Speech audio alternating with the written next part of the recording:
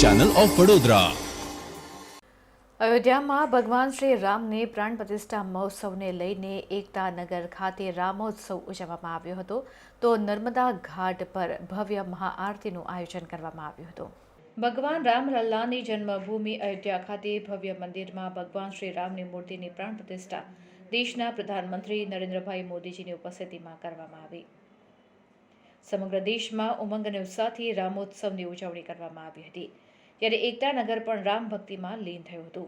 દેશભરની સાથે એકતાનગરમાં પણ રંગે ચંગે રામોત્સવની ઉજવણી કરવામાં આવી હતી। એકતાનગરના ગોરા ખાતે પણ સ્ટેચ્યુ ઓફ યુનિટી સત્તામંડળ અને શુલપાણેશ્વર મહાદેવ ટ્રસ્ટ દ્વારા સંયુક્ત ઉપક્રમે નર્મદા નદીના ઘાટ પર વિશેષ નર્મદા મહાઆરતીનું આયોજન કરવામાં આવ્યું હતું।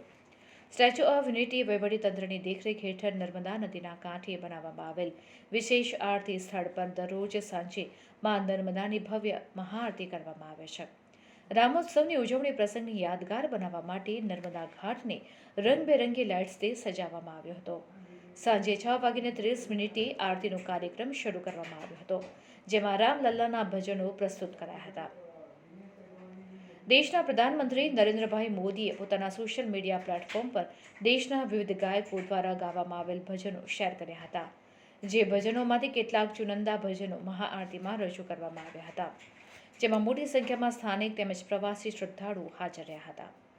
રામોત્સવમાં ખાસ નાંદોદ વિસ્તારના ધારાસભ્ય doctor Darshanaben Deshmukh, statue of unity વિસ્તાર વિકાસ અને પ્રવાસન નિયમન સત્તામંડળના મુખ્ય કારોબારી અધિકારી શ્રી ઉદિત અગ્રવાલ, નાયબ વન સંરક્ષક અગ્નિશ્વર વ્યાસ, અધિક કલેક્ટર ગોપાલ બામણિયા અને નારાયણ માધુ, નાયબ કલેક્ટર શિવમ બાડિયા, દર્શક વિઠલાણી અને અભિષેક સિન્હા ઉપસ્થિત રહ્યા હતા।